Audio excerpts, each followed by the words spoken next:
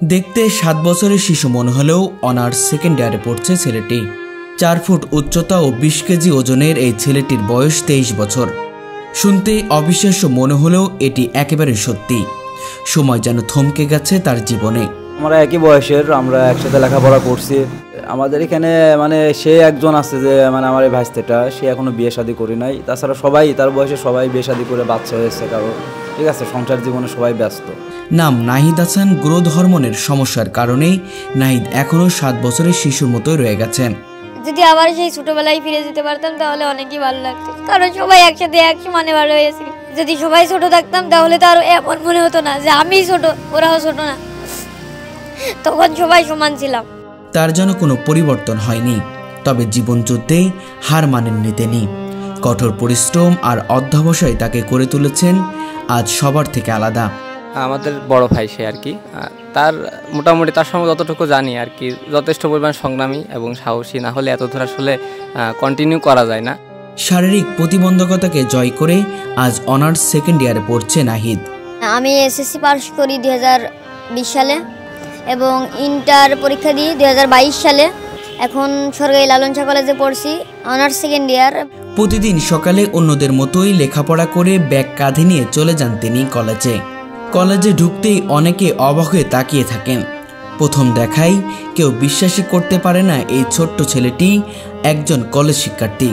কেউ ভাবে কোনো ছাত্রের ছোট ভাই এসেছে, কেউ বা ভাবে প্রাথমিক বিদ্যালয়ের ছাত্র ভুল করে কলেজে ঢুকে পড়েছে। কিন্তু না, এই ছোট্ট দেহের ভেতরে লুকিয়ে আছে এক বিশাল সাহসী মন, এক অদম্য ইচ্ছে শক্তি। নাহিদ আমার বড় ভাই, তার বয়স 23 বছর। ছেলে ভালো আছে, নামাজ কালাম পড়ে, বিড়ি সিগারেট খায় না, বাজে কাজে থাকে না। যেহেতু তার গ্রোথ হয়নি। ওনার বয়সে যারা আছেন তারা আসলে কি অবস্থা? কারোর বিয়ে হয়ে গেছে, চাকরির জন্য বাইরেও আছে, সব এস্টাবলিশ হয়ে গেছে। আর যেহেতু উচ্চতা আর হয়নি, তো কর্মপদক্ষেপে যাওয়ার কোনো সুযোগও হচ্ছে না। নাহিদের দিন কাটে গ্রামের ছোট ছোট বাচ্চাদের সঙ্গেই। বয়সে তাদের চেয়ে অনেক বড় হলেও খেলার মাঠে হাসি আড্ডায় গল্পে মিশে যান একদম তাদের মতোই। 5, 6, 7 বছরের বাচ্চারাই এখন তার নিত্যদিনের খেলার সাথী। তাদের সঙ্গেই তার আনন্দ, তাদের সঙ্গেই তার সময় কাটে। কান্না করে তো কোনো লাভ নেই, আল্লাহ সৃষ্টি করেছে, আর কি করব। যাদের সাথে আমি চলাফেরা করছি তাদের ছোট ভাইদের সাথে এখন চলাফেরা করতে হবে। দেখা যায় কি এদের পরে আবার ছোটদের সাথেও চলাফেরা করা শুরু করতে হবে, তাহলে আর তাছাড়া আবার কি করবো জীবনে। একদিকে যখন তার সমবয়সী বন্ধুরা কেউ বিবাহিত, কেউ চাকরিতে, কেউ বা বিদেশে নতুন জীবনের পথে, তখন নাহিদ রয়ে গেছেন সেই শৈশবের দুনিয়াতেই। আমরা সবাই একসাথে লেখাপড়া করছি, আমরা সবাই যার যার মতো বেড়ে উঠে বিয়ে শাদী করছি, কর্ম করছি, ঠিক আছে। আমরা ছোটোর থেকে দেখে আসছি যে সে শারীরিকভাবে প্রতিবন্ধী আর কি, বাড়ে না আর কি, ছোটো আছে। তো সে এই জন্য খুব মন খারাপ করে থাকে, যেখানে সেখানে বসে থাকে, চিন্তা করে যে আমি কেন এমন হলাম। সে অনেক সময় চিন্তা ভাবনা করে, এমন কিছু মন খারাপ করে থাকে। তো আমাদের ওইটা দেখে অনেক কষ্ট লাগে, ঠিক আছে, যে সবাই একটা কর্মজীবনে ব্যস্ত, সে সেখানে একার মতো একা থাকে, তার এখনও কোনো কাজ কাম নাই, একটা ভালো কোনো চাকরি পায় নাই, ঠিক আছে। তো এখন এইভাবে তার জীবন কাটতেছে। একসময় যাদের সঙ্গে একসাথে খেলতেন, আজ তাদের সন্তানদের সঙ্গেই খেলেন তিনি। পুরনো বন্ধুদের ছোট ভাই বোন কিংবা ছেলে মেয়েরা এখন তার খেলার সাথী। হাসি মুখে নাহিদ বলে, আগে যাদের সঙ্গে ফুটবল খেলতাম, এখন তাদের ছেলেদের সঙ্গে অন্যান্য খেলা করি। তার এই হাসির আড়ালে লুকিয়ে থাকে গভীর কষ্ট, কারণ তিনি জানেন সবাই বয়সে বড় হচ্ছে, কিন্তু তিনি রয়ে গেছেন থেমে যাওয়ার সময়ের ভেতর। নাহিদ ভাই হচ্ছে আমার বড় ভাইয়ের বন্ধু, সে নাহিদ ভাইও আমাদের বড় ভাই। নাহিদ ভাই আমাদের সাথেই ঘোরাফেরা করে, আমার বড় ভাইদের সাথে ঘোরাফেরা করে, তো অবশ্য আমাদের সাথে বেশি মিশামিশি করে, খেলাধুলা আমাদের সাথেই করে। তার বয়স যখন 7, তখন পরিবার বুঝতে পারে নাহিদের শরীর আর বাড়ছে না। প্রথমে সবাই ভেবেছিল কিছুদিন পর হয়তো ঠিক হয়ে যাবে, কিন্তু ধীরে ধীরে বোঝা যায় বিষয়টি তেমন সহজ নয়। চিকিৎসকদের কাছে নিয়ে গেলে জানা যায় নাহিদের গ্রোথ হরমোনের সমস্যা হয়েছে। চিকিৎসক জানান চিকিৎসা সম্ভব, তবে এতে খরচ হবে প্রায় 15 লাখ টাকা, আর তাতেও শতভাগ নিশ্চয়তা নেই। দারিদ্র্যের কারণে পরিবার সেই চিকিৎসা করতে পারেনি। তখনই নাহিদ বুঝে যান এটা আল্লাহর ইচ্ছা, তাই হাসিমুখে মেনে নিতে হবে। গ্রোথ হরমোনের সমস্যা এইটা যদি সারতে হয় তাহলে প্রায় 15 লাখ টাকা লাগবে তারা বললো, কিন্তু তাও মনে করেন গ্যারান্টি দিতে পারলো না যে হবে কি না হবে। তারা যদি আশাই দিত যে হবেই, তাহলে আমার বাপ মা যতটুকু স্বার্থ আছে, আমার বাপ সাথে যতটুকু স্বার্থ আছে, অবশ্যই চেষ্টা করতে। এটা করে দেখি, যদি ছেলে হয় তাহলে তো কিন্তু তারা বললো যে হবে কি হবে না এটার কোনো গ্যারান্টি নাই। আজ 23 বছরে এসে নাহিদ একজন সংগ্রামী তরুণ। তিনি জানেন দেহে সীমাবদ্ধতা আছে, কিন্তু মনে নয়। কলেজের পড়াশোনার পাশাপাশি পরিবারের কাজেও বাবাকে সাহায্য করেন। বাড়ির বড় ছেলে হিসেবে দায়িত্ব তার কাঁধে। তবুও নিয়মিত নামাজ পড়েন, কোরআন তেলাওয়াত করেন, ছোট ছোট বাচ্চাদের সঙ্গে খেলা করেন, তাদের গল্প শোনেন, হাসেন, সময় কাটান। এভাবেই কেটে যায় তার প্রতিটি দিন। 5 ওয়াক্ত নামাজ পড়া হয়, রোজার মাসে রোজায় থাকা হয়। প্রায় 6-7 বছর থেকে আমি সব রোজাই করছি। তারপরে তাফিমুল কোরআন পড়া হয়। লেখাপড়া করতে ততটা আর ভালো লাগে না এখন আর, কারণ আমার সবার ব্রেন আর আমার ব্রেন তো সমান না। গ্রামের সবাই চেনে অনার্স পড়ুয়া নাহিদ হিসেবে। চায়ের দোকানে গেলে সবাই হাসি মুখে ডাক দেয়, এই নাহিদ চা খাস। তার সরলতা, তার প্রাণবন্ত হাসি সবাইকে মুগ্ধ করে। ও খুব ভালো ছেলে, ওর যে বন্ধুরা আছে তারাও ভালো, ও খেলাধুলায়ও মোটামুটি ভালো, আর লেখাপড়ায় তো খুবই ভালো। কিন্তু ভেতরে তিনি জানেন সময় থমকে গেছে, জীবনের ঘড়ি আর এগোয় না। বন্ধুরা কেউ বিয়ে করছে, কেউ সংসার করছে, কেউ বা দূরে চলে গেছে। তিনি রয়ে গেছেন সেই ছোট্ট ছেলেটির মতো, সময়ের এক কোণে আটকে। কেউ বিদেশে থাকে, কেউ মনে করেন ডাক্তারি দোকান আছে সেখানে থাকে, আবার কেউ মনে করেন কোনো কোম্পানির কাজে আছে, কেউ বিদেশে আছে। একজন এক এক দেশে আছে, একজন এক এক কাজে ব্যস্ত আছে। বাচ্চাদের সাথে দেখা যাচ্ছে এই পথ পরিষ্কার করলাম, তারপরে কোনো খেলাধুলা করলাম, এইরকম। তার সহপাঠীরা বলেন নাহিদ আমাদের জন্য অনুপ্রেরণা। এমন শারীরিক প্রতিবন্ধকতা নিয়েও যেভাবে তিনি লড়ছেন সেটি এক জীবন্ত উদাহরণ। তিনি দেখিয়েছেন প্রতিবন্ধকতা মানুষকে থামাতে পারে না, যদি মনের শক্তি থাকে। তার যে উৎসাহটা প্লাস আমাদের উৎসাহিত করে যে আসলে তার এমন হওয়া সত্ত্বেও সে আসলে অসাধারণ একটা মানুষের জন্য অনুপ্রেরণা বলতে পারেন। প্রথম থেকেই মানে উনি এমন সেম ক্যাটাগরি আর কি, সেমভাবে চালিয়ে যাচ্ছেন, প্লাস সবার জন্য অনুপ্রেরণা। প্রতিদিন নতুন করে শুরু হয় নাহিদের জীবন। একদিকে শরীরের সীমাবদ্ধতা, অন্যদিকে জীবনের কঠিন বাস্তবতা। সবকিছু জয় করে তিনি এগিয়ে চলেছেন নিজের মতো করে। হাসছেন, পড়ছেন, ইবাদত করছেন, লড়ছেন। হয়তো সময় থমকে গেছে তার জীবনে, কিন্তু নাহিদ থামেনি। নাহিদ হাসান আমাদের শেখান মানুষের উচ্চতা মাপা হয় না শরীরের মাপে, মাপা হয় মনের শক্তিতে। তিনি প্রমাণ করেছেন ইচ্ছাশক্তি থাকলে, সৃষ্টিকর্তার উপর আস্থা থাকলে জীবনের কোনো বাধাই অতিক্রম অযোগ্য নয়। একজন ভালো ছেলে, আমাদের গ্রামেরই ছেলে।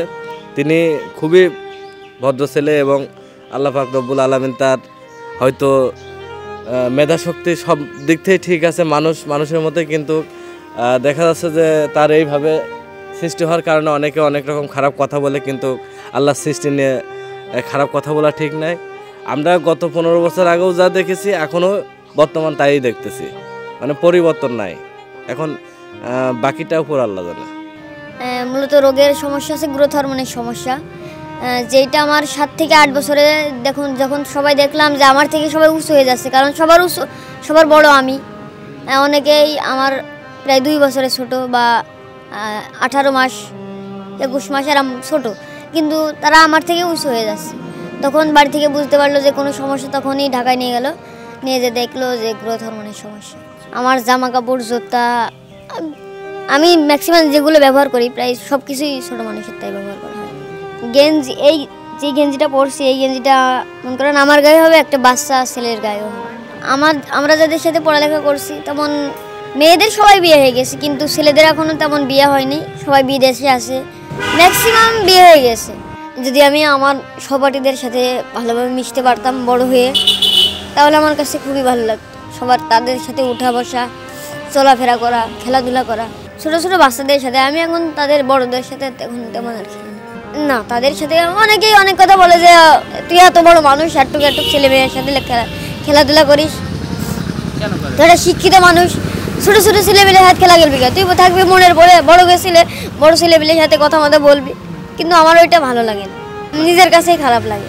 এই সব কিছু আমি আল্লাহর উপরে ছেড়ে দিয়েছি, যা আল্লাহ কপালে রেখেছে তাই হবে। আল্লাহ এইভাবে বানাইছে, এটাই।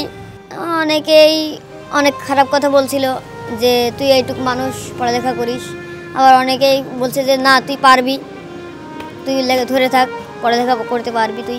অনেকেই অনেক আশ্বাস দিছিল, কিন্তু সবার কথাই আমি মনে করি, সবাইকে আমি ভালোবাসি, কারণ সবাই আমার যতই যে খারাপ কথা বলুক সবাই মন থেকে আমাকে ভালোবাসতো, কারণ নাইতে এত দূর পর্যন্ত আমি পড়ালেখা করতে পারতাম না। যদি আমার সহপাঠীরা আমার সাথে না থাকতো তাহলে আমি জীবনে এত দূর আগাইতে পারতাম না। আমাদের পরিবারে মোট 3 জন সন্তান আছে। আমার বাপ মার 2টা মেয়ে আর আমি একটা ছেলে, একটা বড় বোন আছে আর একটা ছোট বোন।